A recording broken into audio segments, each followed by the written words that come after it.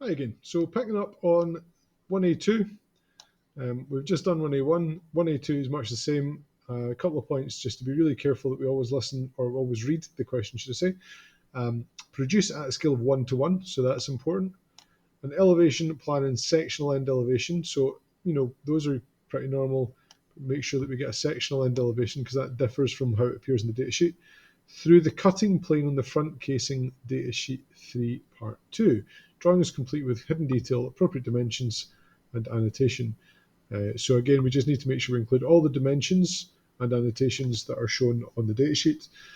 And otherwise, process, as I say, is much the same as it was before. So I'll just kind of zip over to this now. I've already opened my template, made a copy of my template, and filled in my title block, because that's always step one, filling your title block first, because otherwise you just forget when you're in a rush.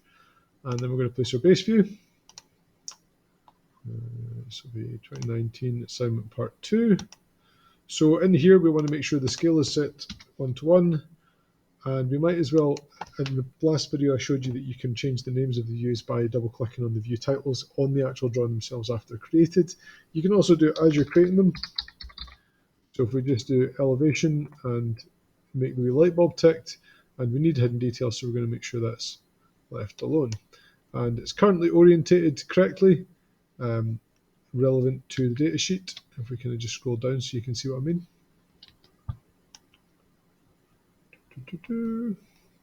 There we go. So showing it from the front, we know it's the front because of the hidden detail. So that's orientated correctly. So we can just click OK. Replace it, project the plan, create that, and might as well just add the view titles while I'm at it.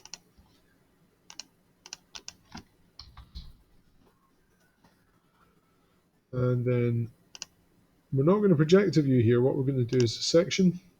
Select the view that we want to make our section from first.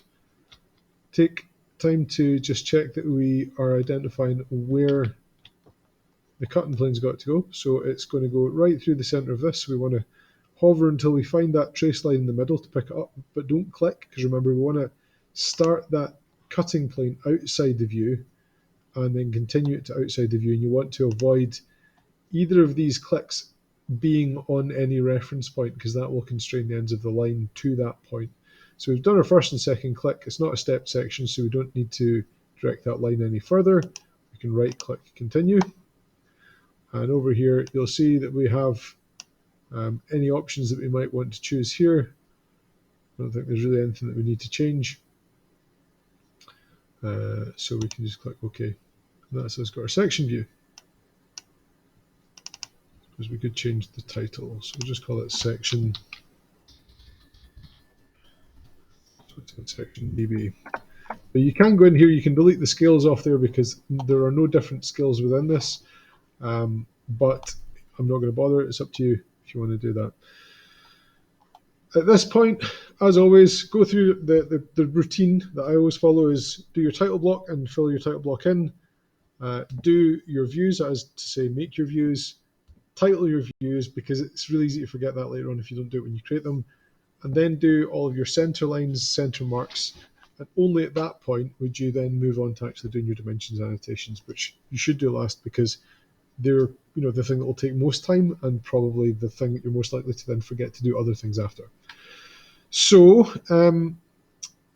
what I'll do is just take a wee bit of time to make sure that I've got my views positioned in such a way that I can add any dimensions I need, so I've got plenty of space. I prefer usually actually putting my view titles down at the bottom. I don't suppose that really matters. It's a personal preference thing. And if you've done that, much good to go. There we go. Right, so going back to this, you can actually see that most of the center lines are shown. That this one's a wee bit trickier. Not really, but there's a slight difference in that there's a PCD that we have a center line through. So that's this center line that's cutting through all of these circles that are on the PCD. So we need to add that center line, and we need to make sure that we don't miss any of these center lines here that show the kind of cylindrical features. So your starting point, as I've said before, is if you right click and go to automated center lines, tick everything that's on there. I mean, if you know what you're doing, you don't really need to do that. But as a good starting point, it'll pick up pretty much everything you need. You will find that when we do it on this view, though, it will almost certainly not pick up the center points of those circles on a PCD. Sometimes it will, though. Depends how you've done it. So I'll show you how to do that manually. You'll see it's done it here, but it's not done it over here. So as I say, I'll show you how to do that manually. So we want to delete all those center marks in a moment. We'll come back to that. And then we'll add it over here. We really don't need to tick all these. It's just a good habit to get into if you're a student that doesn't remember how to do everything exactly. So that's us. We've got almost all of the center marks that we need. There's really not many more to add, but I wanted to show you, as I say, how to do this manually, okay?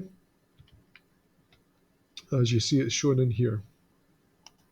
Okay, I just paused it for a moment while I went and just deleted those center lines. So in case you don't know how to, you just right click on something, you can delete it or you can make it invisible.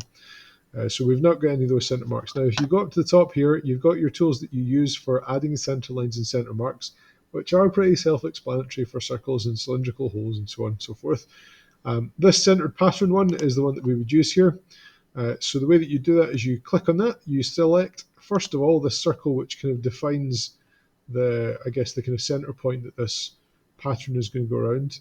And then we just click on each of these individual circles, and you'll see that it now will place that big center line for us. And that's us. You right click and click create. That's your manual way of adding your center line for something that has a PCD. Now, going back to the view, there is a center line shown here. So you might as well copy it. It's not that you necessarily would always need to have that there. So if you use this tool here, which is just for center lines, find the middle, get your kind of trace line off of that if you can. Doesn't seem to want to give me it. So if you just click the centers, it should be fine. For some reason, the center line doesn't constrain itself to wherever you click, so you can still come back and grab it and drag it. And let's see, is there any other center lines or center marks here that are shown? That one's a bit longer, so we'll grab this one and extend it out a bit. And we've got a center mark, or a center line, should I say, up at the top there. So again, we can just find the center, and we could just do it to there. There we go. And then just grab the end of it and drag it out to make it a bit longer. Now, if you right click on lines, you can actually change their styles, and you can manually sketch center lines by creating a new sketch. So if you do start sketch, select the view, you can draw a line, and then you can change its properties by right clicking on the line and change it to a chain line. So if you have something where you just can't get a center line to show up correctly, you can just draw it manually in that way. Okay, going back here, let's just have a wee look. Let's work through systematically so we don't miss any dimensions. So we'll start at the top here with that 10. That 10 is the kind of distance in the back here. So we'll just pick up these 2 points here. Now, actually, you'll see that that's not shown up correctly, okay, because we want to have the extension lines not overlapping. So we'll delete it from there. And we could probably put it somewhere else, because the problem is, even if you put it here to here, well, yeah, that'd be fine. I guess you could put it there. But equally, you could go down and you could have put it down in this view here. So you could go from there to there. And then if you wanted to, you could grab that dimension and place it off to the side. Either or, there would work fine. So that's that 10. We've got 186. Again, pick on the actual green dots at the corners. 50, so we'll start down here, actually go clockwise. So 13, so from here to here. 10. This one's quite easy because I think pretty much all of the dimensions will be able to be applied in more or less the same place as they appear on the datasheet. And then finally down to here, so we've got that 60 diameter.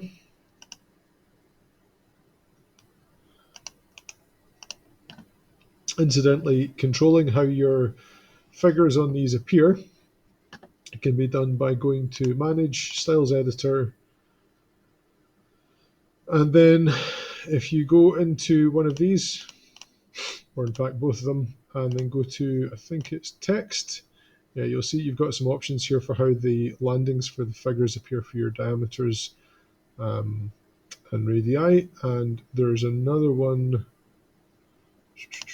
in here. Yeah, can't find it off the top of my head. There's another one in here. That's it. That's the one I was meaning for your angles. If you want the angular dimension not to be kind of overlapping the line or kind of in line with it, you can change that. So all of those options are changeable. You also usually find that you have to change it on both of them. Not sure why there are two here, but there are. So save them, change them both, and you'll get it to look the way you want it to. So that was a wee bit of a digression, but I think worth mentioning. You can change it so it shows up like this, but you don't have to. The way that it shows there is absolutely fine too. So next, the 50. So from here to here. And 48. So from there to edge of that. So we've got 60, 50, 48. We need the chamfer note, so we can do that by going to annotate up here. If you use the chamfer notes tool, assuming you did this as a chamfer, it should let you click on basically two adjoining or adjacent lines where the chamfer occurs, and then it will create a chamfer note for you. And finally, I guess you could add this wee note here about the PCD on the circle, so we'd probably be best to just use leader text for that.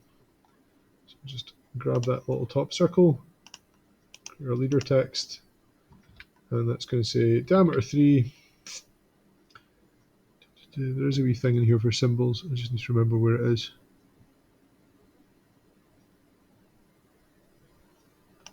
There we go. Where are you? There we go.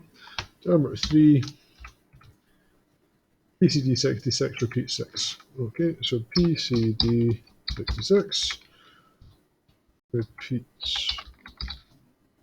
6. Okay. I guess you could left align that if you wanted to be picky. Not that it will matter even the slightest, but you can if you want. There we go. Oh, it hasn't seemed to change. Either way, doesn't really matter. So we've got now all the dimensions. I'm pretty confident that. Just go back and double check. Yep. We've got our views, we've got our labels, we've got our center lines. We've got the annotation that's there, so there's nothing left to do. We're happy with that. Done.